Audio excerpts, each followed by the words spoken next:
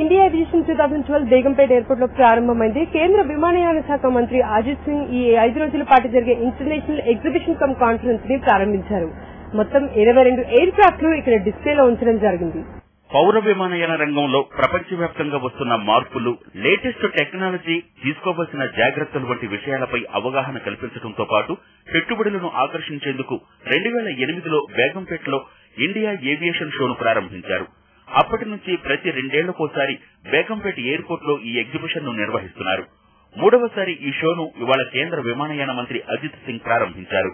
పౌర విమానయాన రంగం భవిష్యత్తంతా ఇండియా, చైనా మార్కెట్లదేనని, అందుకే విదేశీ కంపెనీలు కూడా పెట్టుబడులు పెట్టేందుకు ముందుకొస్తున్నాయన్నారు Ajit Singh.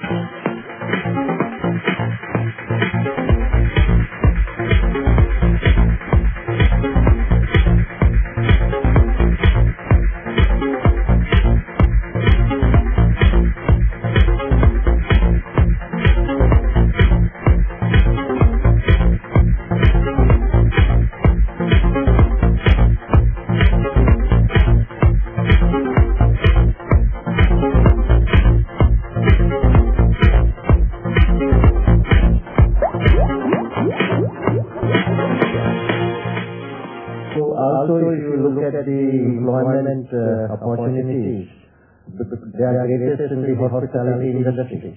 And hospitality industry, basically aviation is an integral part of it.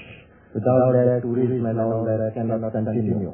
So from an employment opportunity also, it's a very important sector. ఈ షోలో 22 విమానాలను ప్రదర్శనకుంచారు.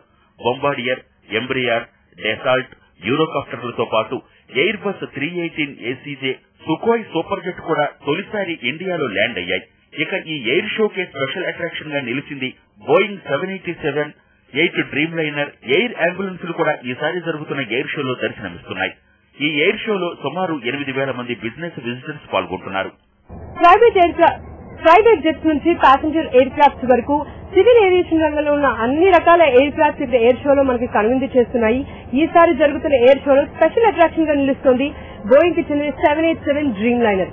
దేశంలోనే తొలిసారిగా ఈ డ్రీమ్ లైనర్ బేగంపేట ఎయిర్పోర్ట్ లో ల్యాండింగ్ జరుపుకుంది. ఈ ఎయిర్ క్రాఫ్ట్స్ అన్ని ఒకే దగ్గరికి చేరడంతో బేగంపేట ఎయిర్పోర్ట్ సందడిగా మారింది. వీటిని చూసేందుకు విజిటర్స్ కూడా పెద్ద సంఖ్యలో వస్తున్నారు. మొదటి 3 రోజులు బిజినెస్ విజిటర్స్ కి అనుమతి ఇవ్వగా ఆఖరి 2 రోజులు కామన్ పబ్లిక్ ఈ ఎయిర్ క్రాఫ్ట్ ను చూసే అవకాశాన్ని కల్పిస్తున్నారు. With camera person Karthik, Padmaja, NTV Hyderabad.